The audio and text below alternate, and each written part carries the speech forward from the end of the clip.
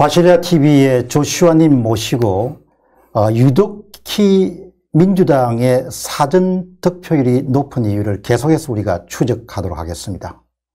한번 말씀해 주시죠. 네. 통계 보면서 발견한 걸. 네. 양쪽이 이렇게 차이가 크면서도 동일한 패턴이 보인다는 것도 일단 문제입니다. 여기 있어요? 예, 그게 첫 번째 문제고요. 이렇게 오목하면 여기 또 네, 오목하고. 네, 예. 그러니까 이 차이가 크다. 21대에 비해서 차이가 크다. 이게 이제 첫 번째가 되겠고요. 두 번째는 뭐냐면 양쪽이 이렇게 아주 유사한 대칭형이라는 겁니다. 이게 아주 중요한 키포인트입니다. 이거 일부 예외 지역이 있는데요. 가만 계시 보시죠. 이거 참 희한하네요. 네. 이 시청자들이 보시면 이게 정말 희한하다. 네. 이게 왜 이렇게 호리병처럼 이렇게 똑같이 생겼지? 한번 또 올려보시죠. 네. 이게 뭐지? 이것도 보시면 이렇게 짤룩하게 네. 이렇게 돼 있고. 약간 예외 지역은 있지만. 예. 대체로 다. 예외 지역이 있는 데는 이제 호남 지역입니다. 네. 원인은 호남 지역이 어디 있습니까? 여기 경상도고. 불규칙적인. 여기 남원, 정읍, 네. 여기 쪽에. 이쪽은 불규칙적이네요. 네. 그러니까 이제 이 부분은 타 지역과 뭔가 다르다. 네. 이거하고. 뭔지는 모르겠지만 다르다. 여기가 이제 네. 전주, 네. 군산, 익산 쪽이거든요. 이게. 네네. 네. 이거는 통계적 규칙성을 발견할 수가 없고, 네. 여기는 일종의 통계적 규칙성을 발견할 수 있는 거네요. 있습니다. 네, 있습니다. 그러니까 이제 이런 걸 보실 때 이런 어떤 특징들을 발견하면 그 특징에는 분명한 이유가 있거든요. 데이터는 절대 거짓말을 하지 않습니다. 그리고 그 데이터는 분명히 원인이 있습니다. 원인. 어떤 원인이 있기 때문에 이런 형태를 보인 겁니다.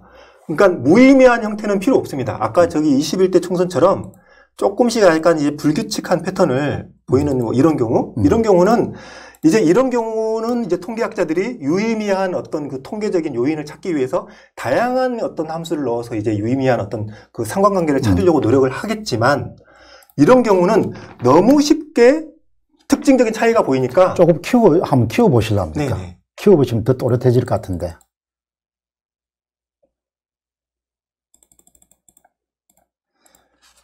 이 부분인데요.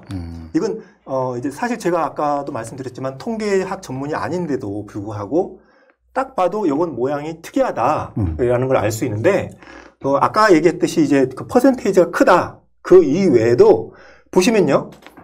양쪽이 똑같은 저기 데칼코만이라고 하나요? 예, 데칼코만. 예, 이렇게 물감으로 물감해가 예, 딱 하면 똑같이 이렇게 종이를 물감을 이제 막 이제 멋있게 뿌리고 쫙 붙인 다음에 쫙 이렇게 펴면 똑같지 않습니까? 똑같죠. 예.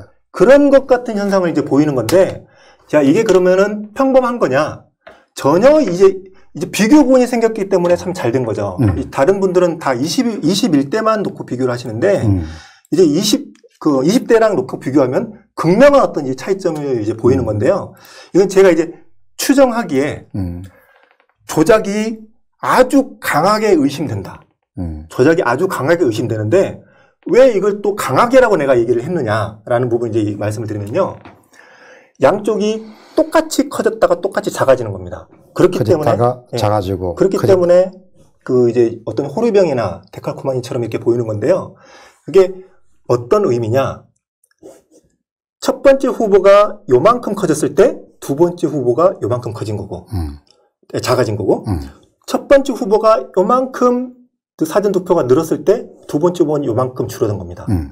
그러니까 조작이 강하게 의심되지만 그 중에서도 한 후보는 정확한 특정 수치로 늘리고 한 후보는 정확한 이거랑 똑같은 수치로 내렸다. 이렇게 지금 보여질 수밖에 없는 상황입니다. 10 올리고 10 빼고 네. 7 올리고 7 빼고 그런 네. 이야기죠. 거의 정확합니다. 지금 약간의 이제 오차 범위가 있는데 이걸 오차 범위를 감안한다 하면 거의 흡사한 모양이라고 이제 볼 수 있습니다. 그러니까 조작이 일어났을 아주 강한 가능성을 하셨는데 저는 그걸 조작이라는 용어보다도 통계적 개입, 네. 통계적 관리가 이루어졌을 가능성이 매우 높다. 네. 이렇게 표현했는데. 그러니까 이게 양쪽이 똑같으면 안 되는 거거든요. 안 되죠, 당연히. 네. 왜냐면 제가 그럼 이걸 한번 예를 들어볼게요. 예. 민주당 지지자가 갔습니다. 민주당 지지자가 한 10명 정도 갔어요. 그런데 한국당 지지자가 또 10명이 이제 가는 겁니다. 그런데 특이하게도 누가 이게 딱 짜맞추지도 않았는데 그 사람들이 일부러 딱 그날 같이 이제 그 투표에 참가하는 인원이 달라졌습니다. 달라졌는데 그날만 특정 일부 그 지지자들이 더 갔고 이쪽은 더 빠져버린 상황이거든요. 이거는 이게 전혀 말이 안 되는 그런 상황이라고 볼 수 있습니다. 그러니까 예를 들면 당일 투표에 참가하는 그 사람 숫자하고 네. 이쪽 숫자가 똑같아도 예. 일어나기가 힘든데. 네. 그런데 그 숫자가 특별히 정확하게 반대다. 반대다. 그럼에도 불구하고 또 한쪽이 플러스 10, 한쪽이 마이너스 10 나오면 네. 그거는 정말 의심해보지 않을 수가 없다. 이 말씀이시죠. 네. 그리고 그 부분을 제가 조금 이따가 더 자세히 보여드릴 건데요. 그거하고 이제 아울러서 더 관심 있게 보실 부분이 이 부분입니다. 3후보 지역은 사전과 당일 차이가 거의 없습니다. 거의 없습니다. 거의 없는데 이 부분이 이제 뭐 저도 이제 정확하게 설명해야 되니까 이게 그 원인 중에 그 득표율이 낮기 때문에 그런 것도 사실 일부 있습니다.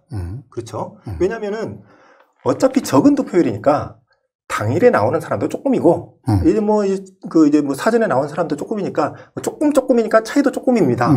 근데 이걸 이제 저는 이제 그 이유 때문에 사전과 당일을 아예 이제 그 부분을 또 다시 퍼센티지로 하려고 했거든요. 그러니까, 그 득표율이 적은 후보자는 조금 확대가 되게끔 보정을 하려고 했습니다. 보정을 하려고 했는데 그럴 필요가 없어졌습니다. 왜 그러냐면요. 여기 보시면 특별하게 3후보가 지지율이 높은 지역이 있습니다. 저기 보시면 예, 심상정 후보. 예. 고양이 건데. 네, 예, 고양시 갑 지역인데요. 고양시 갑이구나. 이 지역은 심상정 후보가 지지율이 높게 나왔죠. 특이하게 이제 뭐 다른 지역도 몇 군데 있지만 그 세 번째, 3당이 이제 지지율이 높게 나온 그 상황입니다. 그러니까 심상정 후보가 출마한 지역에서는 네. 심상정 후보가 최종적으로 39.12%로 당선되셨네요. 그게 지금 사전 당일이고 1 후보가 23.83. 조금 더 가면 이게 최종이거든요. 예. 최종 32.45, 네. 39. 예, 그러니까 결국 39.02%입니까? 네네.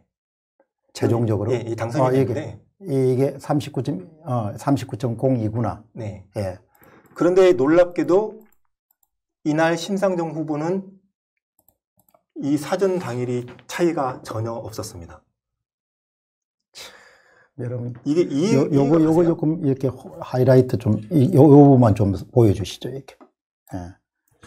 오늘 그러니까 방송 보시는 분들 이 부분 한 번 더 설명해 주시죠. 그러니까 이제 간단하게 요약해서 말씀을 드리자면 그 실제로 영향력이 큰 3후보가 상당히 당선될 정도로 영향력이 큰 지역이라 하더라도 그 지역에 그러면 상대적으로 인원이 적잖아요. 그리고 그 심상정 후보를 지지하는 사람이 인원 많을 텐데 심상정 후보만큼은 사전 당일이 전혀 차이가 없는 정상적인 모습을 보였다. 심상정 후보는 정상적인 모습을 보인 겁니다. 그러니까 예를 들어 조작을 했다고 가정했을 경우 심상정 후보는 조작을 안 한 겁니다. 그러니까 뭐 간단하게 지금 말씀을 종합하면 반대로 얘기하면 예. 심상정 후보는 안 했으니까 왼쪽에 이 두 후보는 조작을 했다는 의혹을 그러니까 강하게 이게 수 있는 거죠. 마이너스 2.8이라는 것은 기본 이 마이너스 2.8이죠. 0.28. 0.28이죠. 예. 2.8이라는 것은 사전투표 득표율 빼기 당일 네. 투표 득표율이 마이너스 0.28이지 않습니까? 지금 이 투표자 수가 상당히 많거든요. 예. 예를 들어서 이제 그 좌익 성향의 지지자들이 사전을 선호하는 경향이 있었다라고 했을 경우에는 이런 차이를 보일 수가 없는 거죠. 그렇죠. 네. 예. 그런데 그러면 이게 정상이잖아요, 정상. 네네. 이게 정상인데 이쪽은 당연히 비정상이죠. 네. 그러니까 말씀드렸지만 두 가지로 말을 할 수 있는 부분인데 이것이 만약에 조작이라고 가정했을 경우 3당은 건드리지 않았다. 보시죠. 이렇게 그냥 딱 보면 나오잖아요. 이렇게. 2점 주소도 큰 거 아닙니다. 3당은 건드리지 않았다. 그런데 3당이 큰 영향력이 있는 지역조차도 1당, 2당의 후보의 어떤 그 조작이 의심되는 그 수치는 꾸준히 다 유지되고 있다는 부분입니다. 그러니까 이게 이쪽이 사전이 플러스 8.99. 네.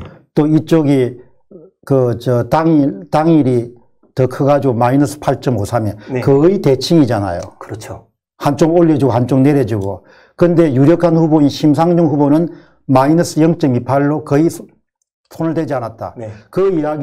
이 이야기는 심상정 후보를 찍은 사람들이 사전 투표에서도 당일 투표에서도 거의 비슷한 후보 선호도를 보였다는 이야기입니다. 네, 이거 보시면 같습니다. 3.12 그리고 여기 39.12, 39.02 거의 비슷합니다. 거의 비슷하고 실은 저는 이게 정상으로 보이는 거죠. 그러니까 이게 지금 이게 지금 사전 당일이죠. 네네. 그리고 이게 뭐죠? 그러니까 이건 이제 여기 보시면은 잠깐 제가 아까 그 체크를 이제 잘못했는데 이 부분이죠. 이 부분하고 이 부분. 예. 이렇게 두 개. 이렇게. 예. 요 두 개입니다. 예. 요게 사전 득표율. 네. 이게 당일 득표율. 그렇게 해서 결과적으로 요 부분입니다. 예. 요렇게. 예. 요렇게 해 놓으시죠. 그러니까 이거 참 보면 문제가 크네요. 네. 너무나도 자연스러운 모습이죠. 그대로 놔놓으시죠. 네. 좀 더 감상하게. 네. 여러분, 이 지금 보시는 게 이게 심상정 후보 겁니다. 0.28입니다. 네. 예. 심상정 후보를 사랑하시는 분들은 사전투표 때나 당일 투표 때나 거의 비슷합니다. 한결같은 지지율을 보인 건데요. 그러니까 사전투표에 좌익 성향이 강하신 분들이 나오셨다는 이야기는 그 가설도 맞지 않는 거죠, 기본적으로. 그건 좀 이따가 보여드릴 텐데, 유튜브 토론에서도 그런 내용이 나오는데, 사전에서 민주당, 보수 지역의 투표율이 낮았다. 이런 식으로 이제 얘기가 나왔는데, 이 후에 데이터를 보여드리겠습니다.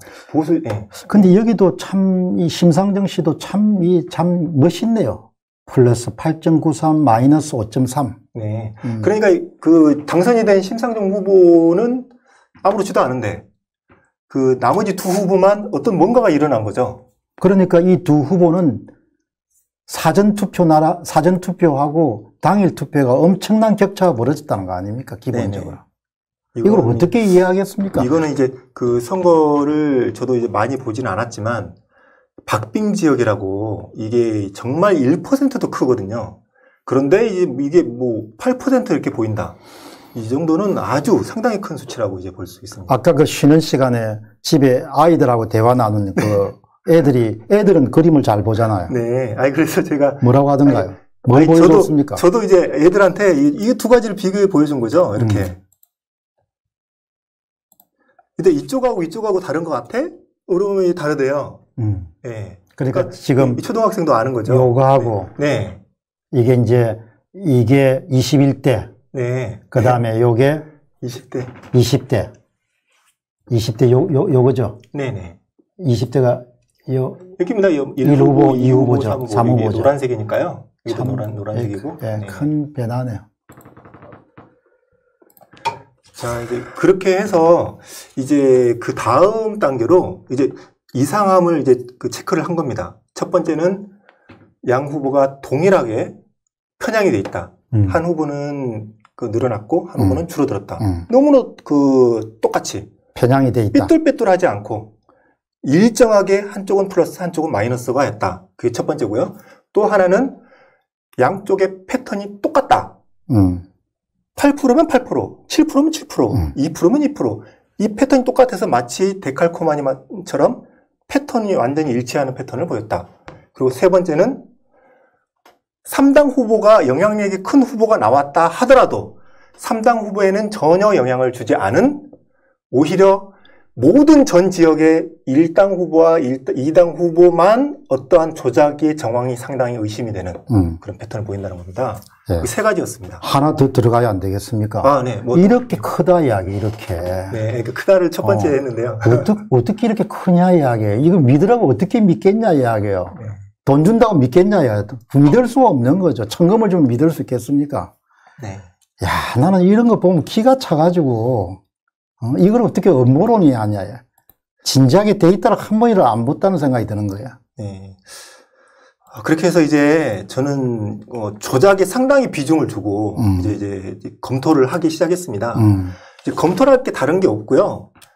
이제 여기서 좀 정리를 하시고 그 다음에 이제 네. 다음 주제로 한번 넘어가 보시죠. 아, 이제 네. 그 다음에는 이제 본격적으로 네. 이제 추진하는 거죠. 네. 분석을 이제 들어가는 분석이 되는 거야. 네. 본격적인 여러분 다음 패널 개공 박두니까 기대해 주시기 바랍니다. 다음 분은 이제 본격적으로 우리가 지금까지는 뭐 예형 연습을 한 거고, 근데 예형 연습만 보더라도 막 충격적이지 않습니까? 네. 예, 막 거의 내가 볼 때는 까무라칠 정도예요.